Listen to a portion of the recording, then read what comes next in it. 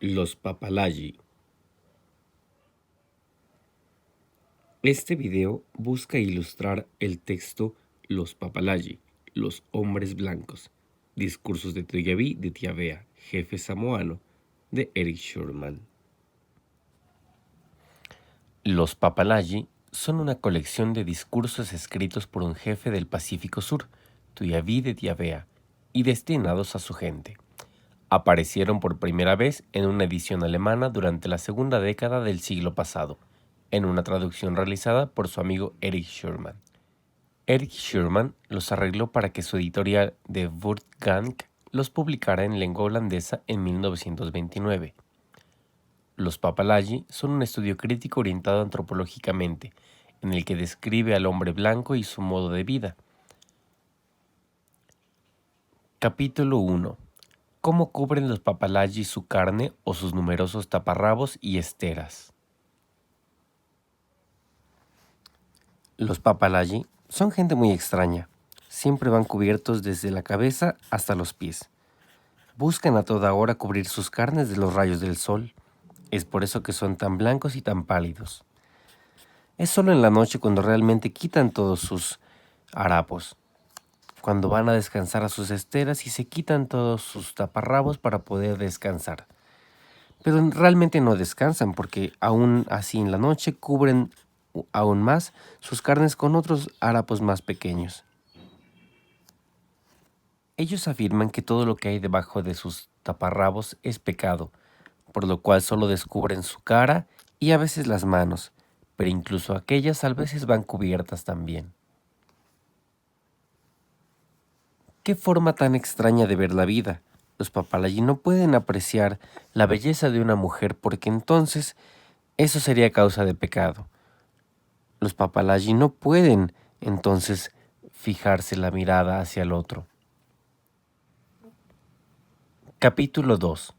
Canastas de piedra, islas de piedra, grietas y las cosas que hay en ellas.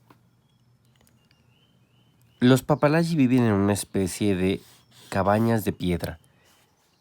Ellos tienen una puerta que en realidad no es la única. En realidad tienes que empujar ella para encontrar que existen aún más que abren diferentes puertas para llevar a diferentes chozas de cada uno de los habitantes. En cada una de estas cabañas viviría más gente que un poblado de Samoa. Dentro de cada una de estas chozas habita una familia Papalayi. Seguramente cualquier samoano que habitara aquí se sofocaría por la falta de aire. Hay una especie de vanos que dejan pasar la luz del día pero no la brisa del mar. En realidad encontrarías que es muy sofocante. Cada uno de estos espacios está destinado a alguna actividad. Algunos lo ocupan para dormir, otros para cocinar y otros para realizar diferentes actividades. Tienen una especie de lucernarios que cuelgan del plafón de la casa y les permite alumbrar de noche. Tal como esta choza de piedra, se han edificado numerosas a lo largo de diferentes recorridos, a los cuales ellos llaman calle. Sin embargo, han construido cada una de estas chozas tan pegadas una con la otra como hombres parados hombro contra hombro. No se puede siquiera vislumbrar un poco del rayo de luz porque te estorban cada uno de estos edificios para poder vislumbrar el amanecer o el atardecer. Todo este conjunto de grietas y chozas de piedra hacen lo que ellos llaman una ciudad. Capítulo 3. El metal redondo y el papel tosco. Escuchadme bien. Los Papalayi creen en Dios, y claro que así es. Pero su Dios ha cambiado de nombre. Ahora ellos aman más a un metal redondo y a un papel tosco que llaman dinero. Ellos lo dan todo por conseguirlo. Innumerables veces matan a su hermano para conseguir aún más. Yo no sé qué extraña sensación les da el poseer tanto dinero. Según ellos, entre más tienes, mejor hombre eres. Con este dinero ellos pueden comprar cosas, pueden hacerse de más cabañas de piedra y pueden hacerse también de numerosos artefactos que han inventado. Pero no les proporcionan nada de felicidad. Al contrario, entre más dinero tienes, más triste eres. Capítulo 4. Los papalagis son pobres a causa de sus muchas cosas. Veamos, existen muchas cosas, pero en Europa hay dos clases de cosas. Existen las cosas naturales y existen las cosas creadas por el hombre. Las dos son muy diferentes y tienen diferente valor. Aquellas que son creadas por Dios o el Gran Espíritu son aquellas que valen menos.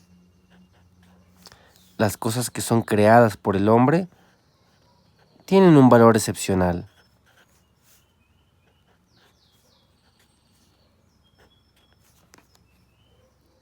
Los papalagis son muy tristes porque tienen innumerables cosas. Si tú entraras en una cabaña europea para cocinar, ves tantos recipientes para la comida y herramientas que es imposible usarlos todos a la vez. Si un papalagi viviera en una de nuestras chozas samoanas, sería muy infeliz e iría corriendo a buscar cada vez más artefactos para llenarlo por todo su interior. Capítulo 5. Los papalagi no tienen tiempo. Esta cosa es muy extraña. No lo he entendido realmente en su totalidad. Los papalagi dividen el tiempo en una especie de máquina que los hace ver cada uno de los momentos que tienen para disfrutar el día. Pero en realidad no lo ocupan para disfrutar, ocupan el tiempo para estresarse aún más. Los papalagi dividen el día en minutos, en segundos y en horas. El día está compuesto por 24 horas, pero al parecer nunca les alcanza el tiempo. Ellos siempre están frustrados por encontrarlo aún más. Nunca he sido capaz de comprender eso, pero creo que debe ser una enfermedad. Lamentos comunes a la gente blanca son: el tiempo se desvanece con el humo, el tiempo corre y dame solo un poco más de tiempo. Capítulo 6. Los papalagi hacen pobre a Dios. Los papalagi se creen dueños de todo. Hay una forma muy extraña de concebir su vida. Si crece un árbol delante de su casa, ellos entonces consideran que es su árbol. Ellos atribuyen cada una de las cosas que existen en el mundo como propias. El sol, las nubes, el rayo, la lluvia y cada una de las cosas que suceden frente a él. Pero los papalagi no se han dado cuenta que la naturaleza es más sabia. Hasta los árboles tiran sus hojas y sus frutos para renovarse cada primavera. Capítulo 7. El Gran Espíritu es más fuerte que las máquinas. Los papalagi hacen muchas cosas que nosotros no podemos hacer. Recorren grandes distancias a partir de artefactos que han creado para atravesar el cielo. Vuelan como los pájaros. Han creado diferentes artefactos para trasladarse de un lugar a otro. ¿Qué sentido tiene tener una máquina como esta si después puedo tener otra si esta se descompone? Le digo a la gran máquina que realice una más y replicará el mismo artefacto una y otra vez. Entonces no existe ninguna conexión entre el artefacto y yo. No está el sudor de mis manos, no está el sudor de mi frente. Y entonces cada uno de estos vehículos que transporta al hombre no es simplemente más que un artefacto producido por otra máquina. No son como nuestras canoas, que cada una lleva parte del espíritu de un samoano.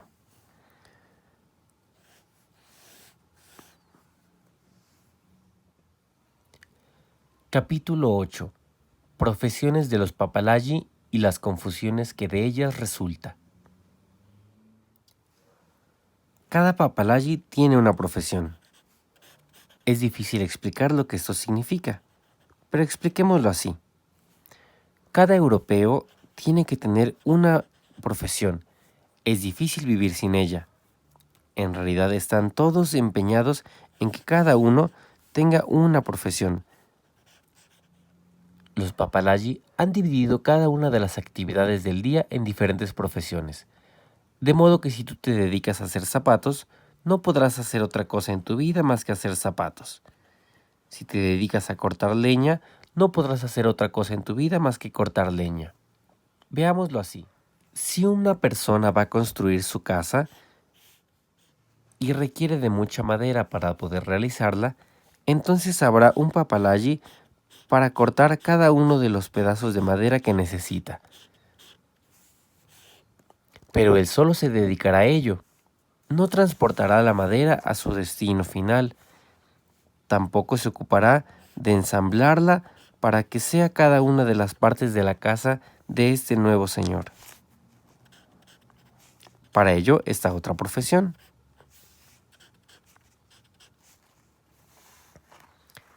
Este hombre que ensambló la madera tampoco se dedicará a recubrirla para hacer cada una de las partes de la casa que le corresponden a una habitación. Una persona más se dedicará a cubrir el tejado con las vigas que éstas requieran. Y al final de todo el proceso, los únicos que disfrutarán la nueva edificación serán la familia Papalagi que vivirá dentro de esta casa. Absurdo, ¿no? Pues es así como viven los Papalagi. Capítulo 9. Los locales pseudovida y los mucho papeles. Existen unos pseudolocales que ellos llaman cine, muy difíciles de explicar, pero son una especie de cuartos oscuros sobre los cuales los Papalagi se sientan uno tras otro, en silencio y viendo hacia el frente, hacia una pared que relata una historia similar a la de ellos. Cada uno puede ver reflejada su vida, su tristeza, sus pasiones, su armonía y su confianza en la vida en estas pseudoimágenes que se proyectan en una pantalla a través de un haz de luz que viene del fondo de la pantalla posterior. Cada una de estas imágenes que se proyectan hacen creer al Papalagi que está viviendo en la realidad, pero no lo es así.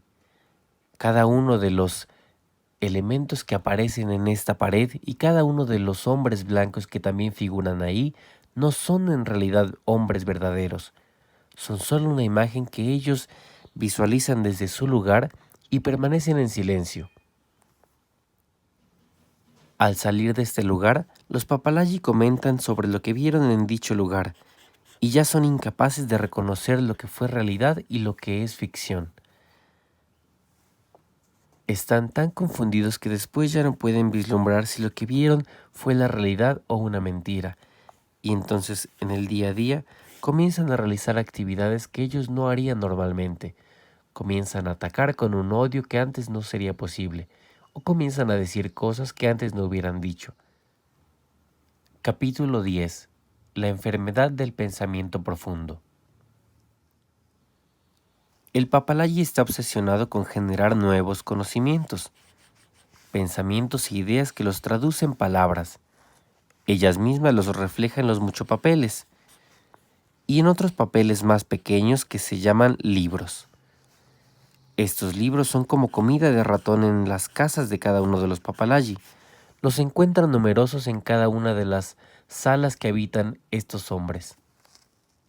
Cada europeo usa la mejor parte de su vida en transformar su cabeza en un rápido cañón de fuego. Está siempre listo para lanzar como una munición toda palabra que emana de su boca. Capítulo 11. Los Papalagi quieren arrastrarnos a su oscuridad. Hubo un tiempo en el que nosotros estábamos viviendo en la oscuridad y ninguno reconocía la brillante luz de las estructuras. Entonces todavía vagábamos como niños perdidos que no pueden encontrar el camino de regreso a sus chozas, porque nuestros corazones no conocían el gran amor y nuestras orejas permanecían aún sordas a la palabra de Dios. Qué curioso es encontrar que hoy en día la gran Europa que nos ha venido a dejar a Dios se encuentra en guerra y no hace más que atacarse el uno al otro, nación contra nación, pueblo contra pueblo. Y entonces no nos deja más que pensar que entonces ellos no han conocido a Dios, porque no profesan lo que el Señor dice, la paz entre los pueblos. Ese gran espíritu y ese Dios que nos han venido a presentar, ahora vive no solo en nuestras palabras, sino también en nuestros corazones. Nos une como pueblos y como familias, y ahora somos una misma comunidad. Pero los europeos nos han engañado. Aquellos hombres blancos que nos llamaban salvajes, ahora tratan de vendernos cada vez más su oscuridad. Ya no solo es ese Dios que nos venían a ofrecer como gran Padre que unifica el cielo y la tierra. Ellos en realidad ya no solo juzgan nuestros hábitos y nuestras formas de ser, ahora quieren arrastrarnos a toda su oscuridad de vida, a sus costumbres, a sus artefactos, a sus muchopapeles, a los pseudolocales de vida, a todos estos grandes artefactos que ellos han diseñado para necesitar cada vez más sus propios placeres. No se dejen engañar, hermanos míos, porque en realidad ahora en vez de traernos luz, nos quieren arrastrar a su oscuridad. Conclusiones. Es importante notar cómo el autor hace explícita la forma en la que los samoanos veían al hombre de Occidente, a este hombre europeo al cual le llaman papalayi. El etnocentrismo es una de las características principales de nuestra sociedad de hoy en día, que nos obliga a ver de una forma tan extraña las costumbres y formas de vida de otros pueblos, a juzgar desde nuestros propios valores la forma en la que viven otras personas. Es por ello que desde una perspectiva antropológica debemos permanecer atentos ante estos rasgos que puedan hacer ver las características más importantes de una sociedad, y con ello conocer y describir su producción material desde un sesgo lejanamente prescriptivo.